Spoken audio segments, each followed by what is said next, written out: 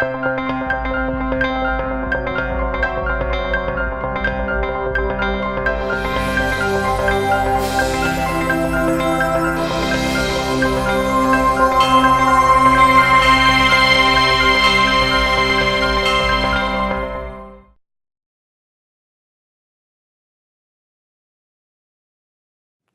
like to share a story with you. It happened in the great state of Minnesota, the state fair. Every year, a couple by the name of Gladys and Glenn would come to the state fair, and the same thing would happen every year. They'd pass the helicopter ride, and Glenn would turn to Gladys and say, "Can we go on the ride this year?" And she'd say, "Find out how much it cost." And the helicopter pilot would say $54, and Gladys would say $54 is $54. We can't afford it. Year after year, 10 years go by, and finally the helicopter pilot hears the spiel, and he says, "You know what? I'm going to let you ride the helicopter for free. Cost free, but with one condition. I don't want to hear a squeal of excitement, a shriek of fear. If I hear anything, then you're going to pay the full amount, the $54. They strap themselves in, and the helicopter pilot gives them the ride of their lives. Over the mountains, into the valleys, and a half an hour later he shuts down the engine, and he says, "I can't believe it. It was such an exhilarating ride. It was the ride of my life. How was it that you didn't say a sound, you didn't squeal, you didn't scream?" And Glenn says, "I was tempted many times, especially when Gladys fell out of the helicopter. But I remember what Gladys always said, $54 is $54. You that are watching and participating in the noble work of Ura realize what $54 is all about. It's not just a sum of money. It's a heilige neshama. $5,400, $54,000, or $54. It's all about connecting these neshamas with HaKadosh Baruch Hu. And at the end of the day, the Jewish people are different than the nations of the world. The world at large says seeing is believing. We say believing is seeing. Through our belief in HaKadosh Baruch Hu, through our tangible connection to HaKadosh Baruch Hu, we see things differently. When you watch the children of Ura, whether in camp, during the course of the year, in their studies, in yeshivas, in girls' schools throughout the country, you see the hand of HaKadosh Baruch Hu ensuring the continued existence of our people. And by being involved in Ura, you're telling the world, and most importantly yourself, that $54 is $54. In fact, every Jew has an obligation to personally connect with HaKadosh Baruch Hu. At the advent of Kriyas Yamsuf, when the sea was split, the simplest maidservant declared, "Zeh keli vanveyu." This is my God. I will consecrate myself to Him. A personal relationship with Hashem. And the Gemara Masechta Shabbos says, "Zeh keli vanveyu hisnoya lefonav b'mitzvahs." You beautify Hashem by beautifying His mitzvahs. And the question is, why is this noble concept of taking mitzvahs beyond the realm of rote, becoming inspirational, beautifying the mitzvahs, why is this learned at this juncture in time? No mitzvah was performed. Klal Yisrael, the Jewish nation, left Egypt en masse, 3 million men, women, and children. They crossed the Yam Suf and they saw God. Why do we learn Hidu mitzvah from this event? Why not from an actual mitzvah? The first circumcision, Avram Avinu circumcised his son Yitzchak. Why don't we learn Zeh keli vanveyu from there? Beautify Hashem by beautifying His mitzvahs. Sukkah noah, lulav noah, sefer Torah noah. Why now? It seems to me that there are two kinds of Jews in the world. There's a Zeh keli vanveyu Jew, and there's an Elikei Avi barei mimenu. There's a Jew that personally experiences godliness in this world, a personal connection with Hashem. They can point and say, Zeh keli vanveyu. That's the inspiration of a from choice Jew. one who recently got connected to his Creator, grew up in a specific milieu, but now has encountered the Rabbi Shalom, and that Jew declares proudly, Zeh Keli Vanveu. And there's another Jew, the FFB, the from birth, Elokei Avi Varememenu, the Jew that says, this is the God of my father, and I'm going to exalt him. Each type of Yid has a Maila and a Chasar, and an attribute and a problem. Zeh Keli Vanveu is inspirational. You look at a Yid that starts to daven, he's talking to God. But there's a problem. There's a detriment in the fact that he's always floundering for a foundation. He doesn't have an anchor in his life. He doesn't have tradition or history. Buffeted by the winds of change, constantly challenged by all kinds of theological, philosophical questions. The Jew who davens and puts on tefillin and keeps Shabbos because that's what his father and grandfather did, he's lacking that inspiration. It's mitzvahs hanashim milimuda. You're doing the mitzvah by rote. It's your very nature. But there's a tremendous Maila attribute. Come what may, Chalmanitsky yimach shemai, Hitler yimach shemai, any kind of negative philosophy, some other type of religion, he could care less. I don't care what it says in Isaiah. I put on tefillin because my grandfather put on tefillin and my great-grandfather put on tefillin. So each one of these two types of Jews that we find in our society today, more so probably than any other time in the history of the world, each one of them has a Maila and a Chasar. When the Jewish nation experienced Kriyas Yamsuf, when they visualized the existence of HaKadosh Baruch Hu, when the maidservant pointed to the existence of Hashem, she declared, Zeh Keli Vanveu. But it brought them to the realization, like, this is the God of my forefathers, and I will exalt him. I'm not reinventing the wheel. There's history, there's tradition, there's a Messiah. I'm part of a link in a chain that stretches all the way back to the patriarchs of Ram, Yitzchak, and Yaakov. That's Hiddur Mitzvah. When a person comes through his own volition to understand HaKadosh Baruch Hu, is inspired to daven and to learn, and connects up with his royal past, nobility, then that individual is a personification of Hiddur Mitzvah. And let me explain to you what it means to be a royal. Prime Minister Margaret Thatcher, several years ago, was invited to a state dinner in Buckingham Palace, tended by the Queen of England. And she walked in the door and was announced by the Major Domino, Prime Minister Margaret Thatcher and her husband, and the place goes silent. The dishes stop clattering, the glasses stop clinking. Everybody stares at Margaret Thatcher with venom in their eyes. You see, unbeknownst to her, she was wearing the exact same Prada outfit that the Queen of England was wearing. She's usurping the royal house of Windsor.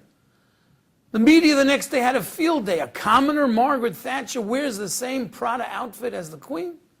It's a chutzpah. Mrs. Thatcher got wind of the tumult, and she penned a personal note to the Queen that very next day, apologizing. That very same day, she received a personal note from Her Majesty's Royal Secretary.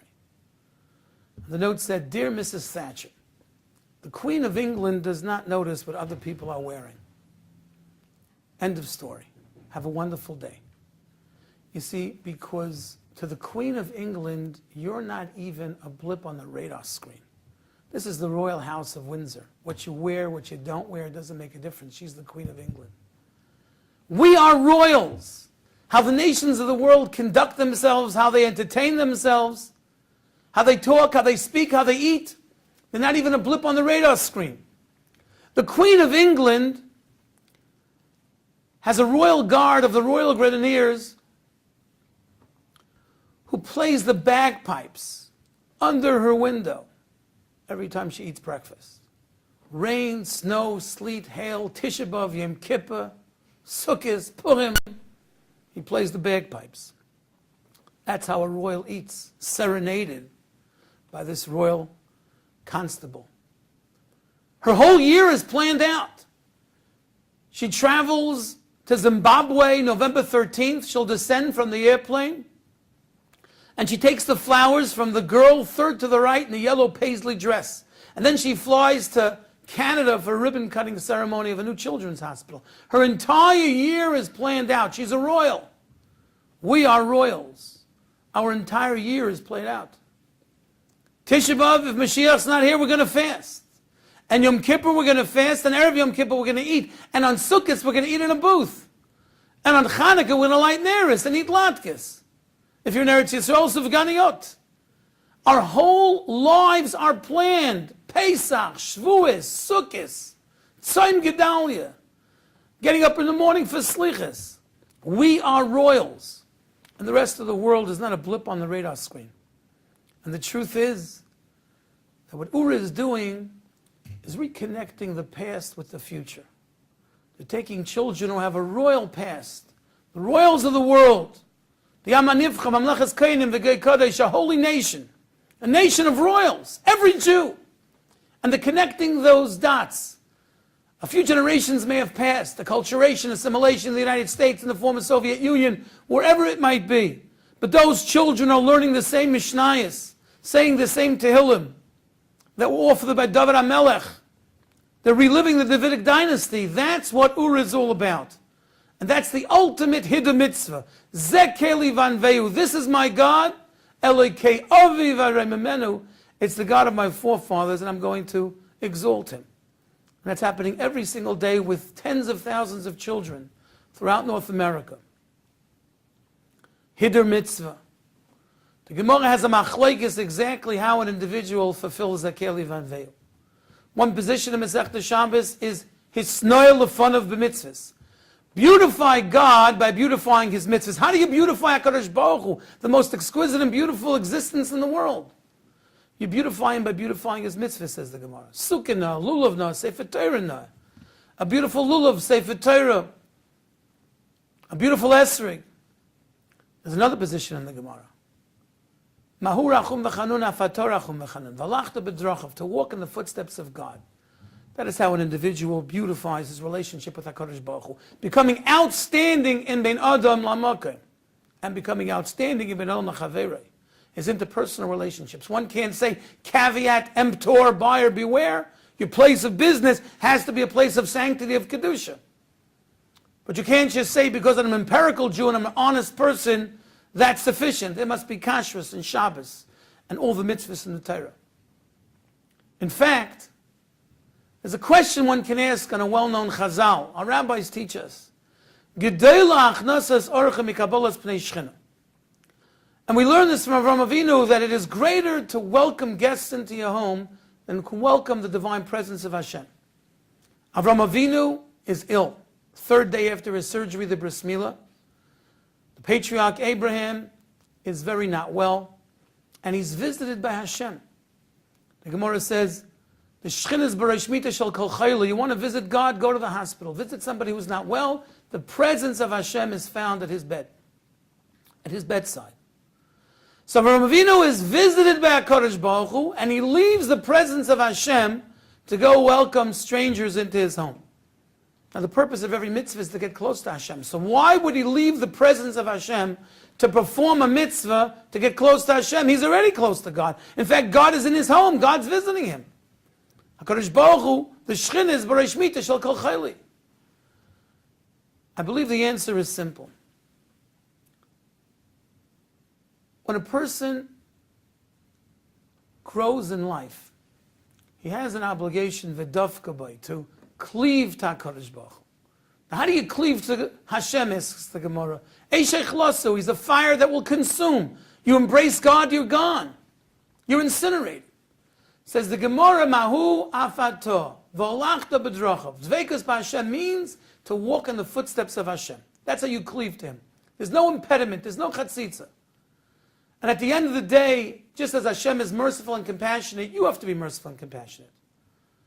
When Avraham Avinu is visited by Hashem, the divine presence of God, he's very close to Hashem. But when he welcomes wayfarers, sojourners into his home, he's cleaving to HaKadosh Baruch Hu. He's walking in his footsteps. He's compassionate and merciful. And that's a higher level. Zakeli vanveu, become outstanding in the mitzvahs, bein adam lamakayim, beautiful esrig, lulav, exquisite Megillah, Elokei avi v'aramenu, exalt the God of your forefathers by continuing in excellence, taking it to interpersonal relationships, being able to refine your character through others, becoming a better friend, father, mother, sister, Jew, neighbor. And the Targum Onkelos says, V'avnei migdasha, that Zakeli vanveu means to build a sanctuary to Hashem. Heichel Hashem Hema, the Navi Yirmiyahu says, every Jew is a repository of Shechina. The Asuli Migdash V'shachanti B'seicham, Geula redemption is complete only with Hashras HaShechina. You can come out of Egypt, you can receive the Torah, you can even have the societal laws of Mishpatim, the civic ordinances, the civil ordinances unique to the Jewish nation. But at the end of the day, redemption is only complete when you build a Beis HaMikdash. Why does the pasuk, the verse say, V'asuli Migdash V'shachanti B'seicham? At any given time, there's only one Beis HaMikdash. Says the Kutzker is such a famous maxim and idiom that people think it's a medrash. B'soich kol echad ve'echad. Every Jew has to be a repository of Shechina. To be able to create Hashras HaShechina, to welcome the presence of God in your midst, in your home, in your abode, it's through Hisnoil Lefon of the mitzvahs, the Hiddur mitzvah, becoming outstanding in the performance of mitzvahs, beautifying those mitzvahs, and bein Adam L'Chaveroi, connecting to God through each and every Jew. This is what Ura does.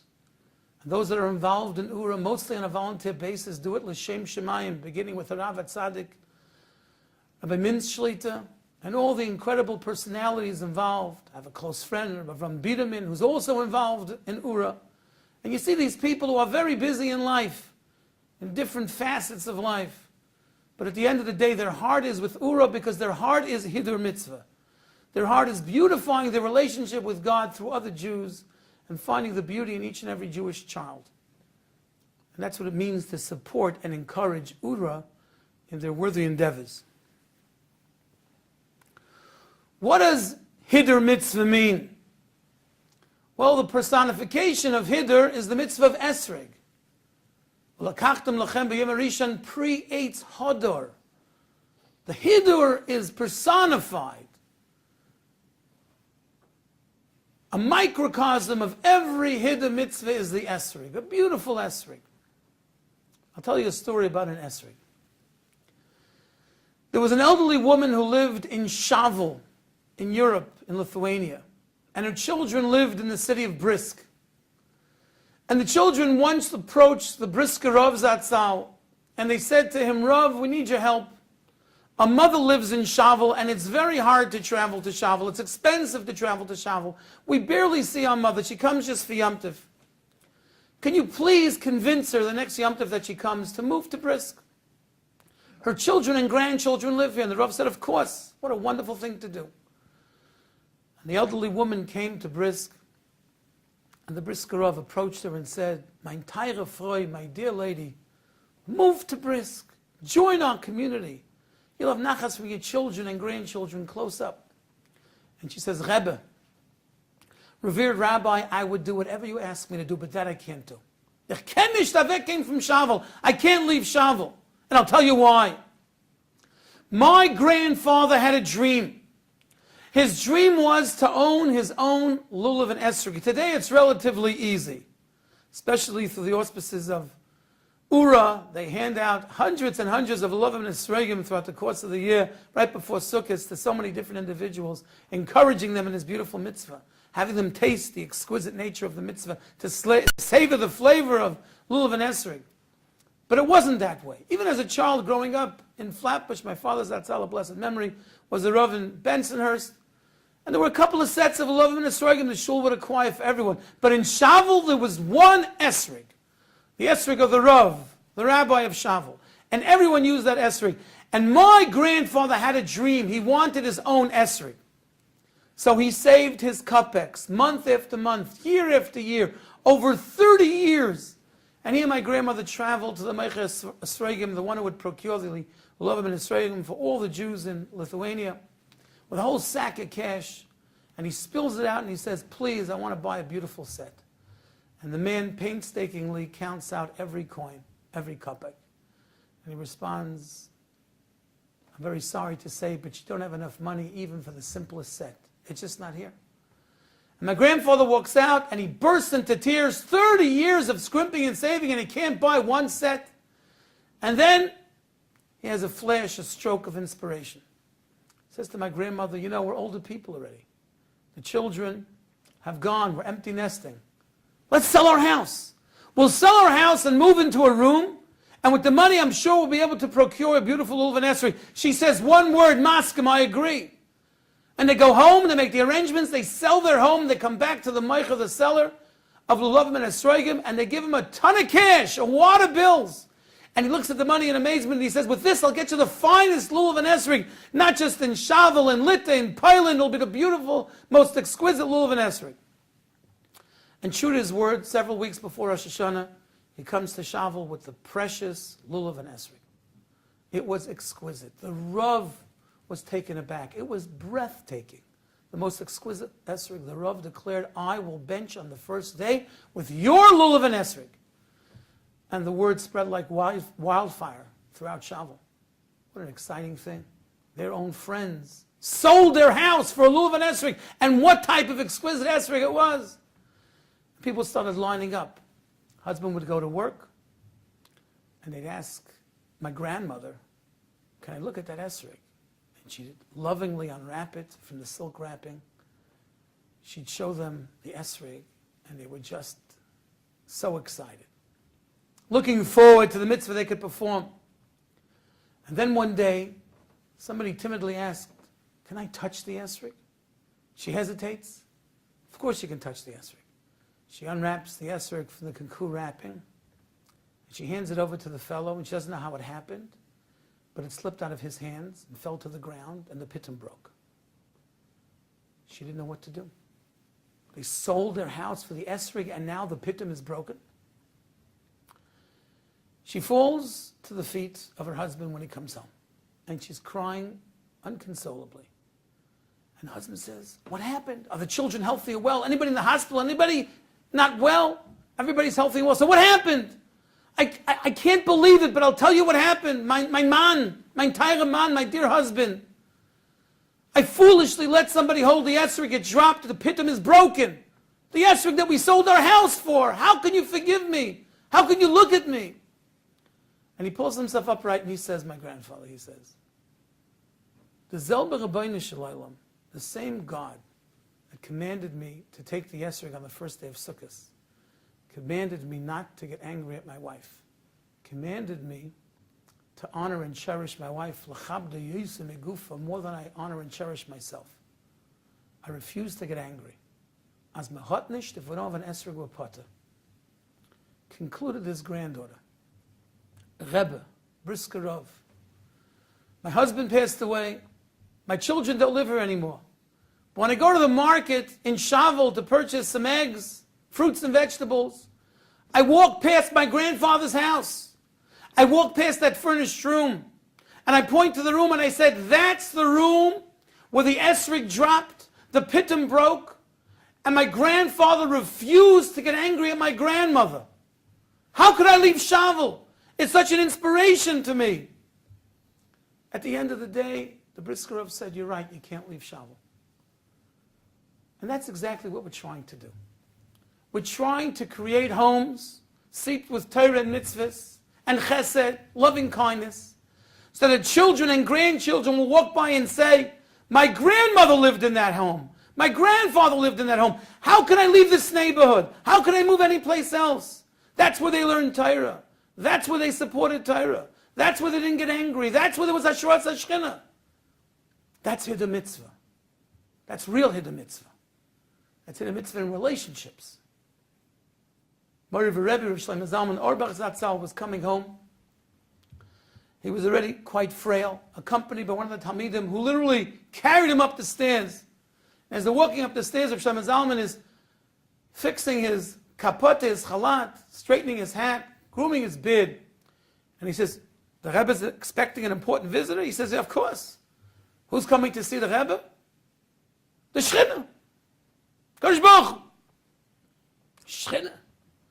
He says, steht in the Gemara, Ish ve'isha shrina shruya b'neim. If a husband and wife live with a calm, tranquil existence, they don't get angry at each other, and the divine presence of HaKadosh Baruch Hu was there. If Shlomo Zalman was meeting up with his wife in his apartment, there would be the presence of God. In fact, I heard from someone, going to Baron Stein, Rashivin Peekskill, from his brother, going to Shmuel Zalman Zatzal, Rashivin Kolteira, that he was at Reb Shlomo Zalman's wife's Levaya Oleh Hashem. And it was at the Beis HaKfaris. She was about to be interred.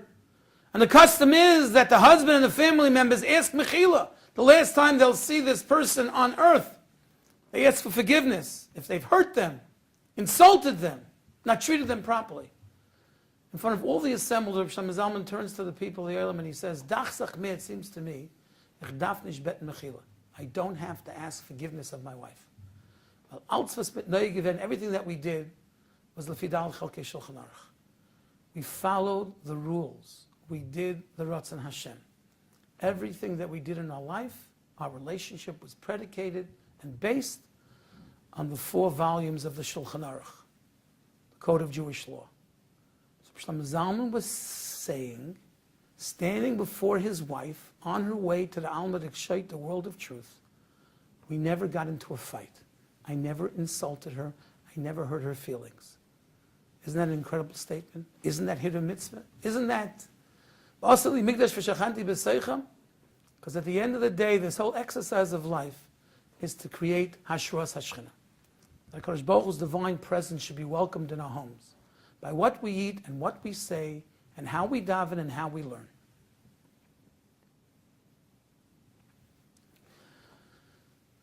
The Aruch HaShulchan, in his Hagdama introduction to Choshen Mishpat, because the first thing that the Aruch HaShulchan wrote was on Choshen Mishpat, not on Aruch Chaim, he writes the following.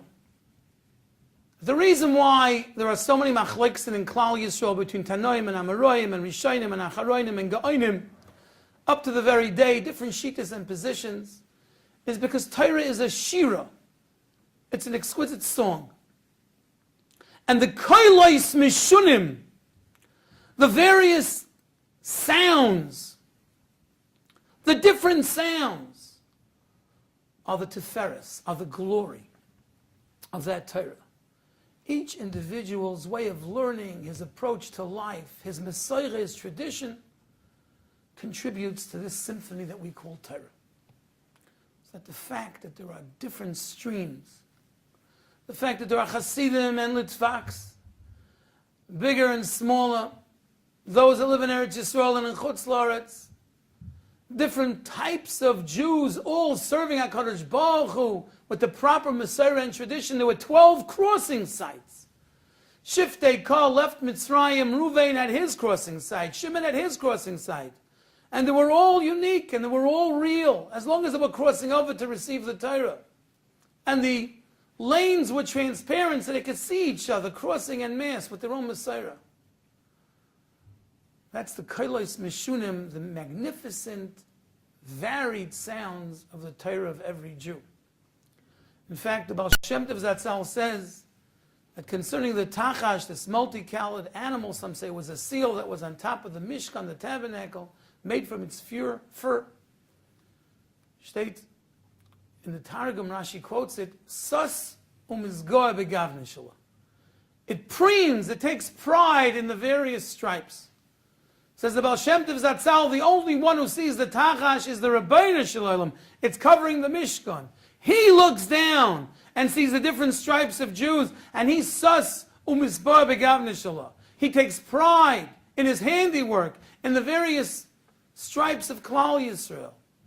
Masa Yodai Le'Yispar, he takes pride in his handiwork. I experienced a ma'ain, a glimpse of Ura at a magnificent Shabbaton. Spent just a few hours here. But Sasam Yispar, Begavne Shelo, the Rabbi Shem takes such pride. Talmidei Chachamim Muvhakim were here. And newly initiated Zekeli Van Veu Jews, and ones who aren't even yet committed to Yiddishkeit, but certainly, surely will be in the near future because of Ura. And your support. Sasim is Bo Begavne Shelo. The Rebbe Shem takes such pride in every Jew. That's hisnoy lefon of the mitzvahs. That's hidden mitzvah. That's the kolos mushunim, the various sounds of the symphony of the Jewish nation learning Torah. And I want to share with you a story that Rabbi Moshe Grossman told me. I believe he heard it from Rabbi Pesach Kron, who read it from Rabbi Yoma Rosansky. So Rabbi Moshe is a mechanech, he's an educator. Rabbi Moshe goes to the Mechanchim Kollel in Camp Morris in upstate New York, Woodridge, New York, over the summer, where Rabbeim learn Berischa Deraisa with excitement, Kinesinosam Sinai, like the Torah is given at Sinai. Under the aegis of Chaim Berlin, they have a beautiful camp and a beautiful learning program. One day, a nondescript fellow walks in, average Yossel Joe kind of fellow, with a little art scroll Gemara under his arm. He sits down and he starts learning. Ramesh is an affable fellow. He walks over, they exchange pleasantries and names. A few weeks later, the fellow approaches Ramesh and he says, I just want you to know, he says, he's got Yena Machlo, that dreaded disease, cancer. We don't want to mention its name. A few weeks after that, Ramesh approaches him and he says, you look a little under the weather. You don't look so good. He says, well, yesterday I was by the doctor. He got a terrible report. It has metastasized, Rahman al-Islam. And aside from that, my life is worthless. I'm wasting my time. I sit there going from the art scroll into the English into the... I don't know what I'm saying, what I'm doing, what I'm learning. It makes no impact on me. I see you and your chavrusa, your study partner. You're learning with such energy and inspiration. It's so exciting. You mabitze Torah, you teach Yiddish Kinder, Jewish children Torah. I'm wasting my time. God doesn't need my learning. He doesn't need me. Istayo Milsa, this Rabbi Moshe, had special siyata d'shmai in his response. The night before, he was traveling from New York to upstate New York, and he was listening to the radio. A talk show host was interviewing a fellow who wrote a book about the legendary maestro Arturo Toscanini, one of the greatest conductors of the orchestra of the Philharmonic. And he's relating different anecdotes and how he would visit Toscanini in his summer home. And he says, one time I called up the maestro and I said, I'm coming tonight, you're not coming tonight.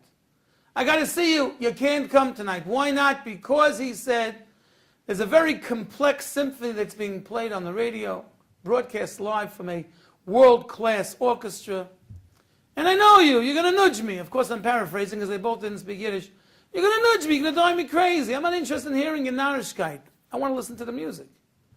He says, this is why I was created. I was created to envision, to share the vision of the maestro, to see how he interprets the music and enjoys the music.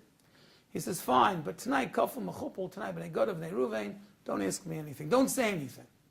He agrees. He's going to remain silent as a shul mouse. Uncle Panim, I hear this magnificent music. At the end of the day, the orchestra finishes its final movement. Toscanini turns to him and says, no, what do you say? He says, what do I say? It was enchanting, mesmerizing, incredible, exhilarating. He says, you know nothing about music. This orchestra, the full ensemble, has 120 musicians, 15 in the violin section. And I want you to know that this concert tonight, one of the violinists was missing. He says to himself, this is ridiculous. The man is so full of himself. He's such a balgaiva. He knows over the radio that 120 musicians and one was a no-show, that he didn't play his violin that night. Nicht gefiddled. I don't believe him. The next day, to prove his point, he calls up the conductor of that orchestra. And lo and behold, he tells me, we were listening to the concert, the maestro, Toscanini. He says, yeah, we're a little off. A little off. He says, yeah, one of the musicians didn't show up. He was a no-show, one of the violinists. So he goes back the next day to Toscanini. Chatasi, Avizi, Bashanti. Hashamnu, Bagadnu. You're a maestro, you're a goyin, you're a tzaddik, you have Ruach HaKodesh, you have prophecy. How did you know? How did you know that 120 musicians, one was a no-show? He said, how did I know? I'm a conductor. Music is my life. I interpret every nuance of the music, the flavor of the music, the color of the music. Allegro, Maderetto. I know music. I'm a conductor. And if one violinist doesn't play, the orchestra has not reached fruition. That symphony is not perfected. I know. So Rabbi Moshe turns to this Yid and he says, my dear friend, the Rabbi Shalom is the conductor and the symphony is the Torah. And if you don't play your instrument, the conductor knows. The conductor knows! Several months later, this fellow, unfortunately, was nifta. He passed away. Zechron Levracha. A blessed memory. And Rabbi Moshe met one of his sons. And he came over to Rabbi Moshe and he told him, you should know that since my father came home from the mountains, he didn't stop learning and he didn't stop davening. And every time he sat down, he said the same thing. I'm doing it for the conductor. I'm learning this Blat Gemara for the conductor. And let me ask you, is there a greater lishma for the sake of heaven than a person who sits down and says, I'm doing it for the conductor? When the children of Ura learn Torah, when they play in camp in their zone, when they're exposed to Talmidei Chachamim and Yirei Elokim and wonderful counselors and a staff of incredible personalities, Rav Avi Davidovich Shlita, who happens to be the Rav of the camp, when they're exposed to Rav Mintz Shlita, when they're exposed to so many Torah personalities, when they learn a Blat Gemara, when they learn a Mishnah, when they say a Pasuk Chumash, when they recite Tillim, they're part of the symphony, of the unfinished symphony. And the conductor knows. And every child takes his place in that orchestra. And if he's missing, then the Rabbi Shalom, the conductor, knows. And when that symphony is complete, that's when Mashiach's coming. And that's our job. That's a Keli Van Veu, to make sure that each and every musician takes his rightful place, joins the ensemble, plays with the orchestra, and produces the most exquisite music. Talk to these children. See their love for Yiddishkeit, the love for Torah and mitzvahs. The first pasuk you teach a child when he's able to speak according to the Gemara is not Shema Yisrael. It's Torah Tzivalonu Moshe Merosha Kilas Yaakov. HaKadosh Baruch Hu, through Moshe, taught us the Torah. It is a living legacy for the multitudes of Jacob. Explain my Rabbi Mon Agayin of Giftas Atzal tells the Rosh Yeshiva there's a difference between a Yerusha and a Meirasha. Yerusha is an inheritance. And you could squander your inheritance. I had a Talmud of mine, Yehuda, many years ago. He went to Eretz Yisrael and he came back and he saw two exquisite artworks. And he turns to his father and he says, Dad, where'd you get the art pieces? He says, from the Yerusha, from the inheritance. Whose inheritance? Your inheritance. I'm spending your money while I'm still alive. Yerusha you could squander. Meirasha is a legacy that has to be passed on as an unending chain from father to son. So that Ura is reconnecting that legacy of Meirasha Kilas Yaakov. My mother's also Gesund sein, Rebbetzin Leff, at Meves from Shana, grew up in Yerushalayim. At the age of 6, moved to Cincinnati, Ohio. Her Rav was the legendary Goyin and Tzaddik and Askin B'tzachei Tzibah B'emunah, HaGoyin HaGadol, Rav Eliezer Silva Zecher Tzaddik Levracha, a Talmud of the Rogatchover, the Meshech Chachma, an incredible Torah personality, and a very warm Jew. Immediately after World War II, his good friend Senator Taft gave him an army uniform of a brigadier general, and he flew on an army transport plane to Europe, to Poland, to find a needle in a haystack, Jewish children, squirreled away by their parents. 1.5 million Jewish children were killed. When children from Ura learn Mishnayos, they're learning Ilili Neshamas of those Heilige children that couldn't learn Torah, snuffed away by the Nazis and their cohorts, Shemach Shemam V'Zichram. They're learning it in Gan Eden, and our children are learning it here. He was looking for Jewish children, Catholic orphanages, amongst neighbors. He went to an orphanage. There were 1,000 children, he was told. There were 200 Jewish children in this orphanage. He met the director of the orphanage and he said, Rabbi, you're right. There are, of course, Jewish children here. But I don't know who's Jewish and not Jewish. I'm not going to send non-Jewish Catholic children to Israel, to America, to be raised as Jews. If you can prove to me definitively, without any shadow of a doubt, who the Jewish children are, you can have them. But Rabbi, you got 1 minute, 60 seconds. They walk into this cavernous dining hall, and immediately Rabbi Silva looks at the eyes and he sees 200 pairs of Jewish eyes. See, because Jewish kids look different. They see things differently. Our eyes are different. The rest of the world says seeing is believing. We say believing is seeing. Through our belief, we see things differently. But how is he going to prove who the Jewish children are? The director takes out a stopwatch. 1 minute, Rabbi. 10 seconds. 20 seconds. He's thinking furiously. 50 seconds. 55 seconds.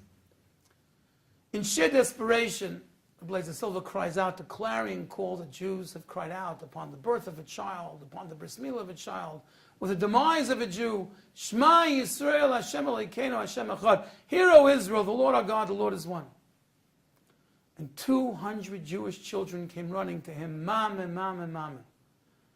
Mother, mother, the last thing they remember, these Jewish children, before they were entrusted into the hands of the neighbors or the orphanage, was the mother taking her hand and covering their eyes and saying, Shema Yisrael Hashem Elokeinu Hashem Echad. It's been said for thousands of years. I said over the story at the University of Minnesota, and Professor Lisa Gumpertz, a wonderful woman who was a professor of German literature, started crying. She was on the Kindertransport. She was sent out of Vienna right after the Einschluss. She and her sisters escaped to England, and she remembered the last thing she remembered of her mother before she perished in the Holocaust, Churban Europa, was the mother taking her hand and putting it over her eyes and saying, Shema Yisrael. That's a story of 70 years ago. I want to end with a story that happened recently.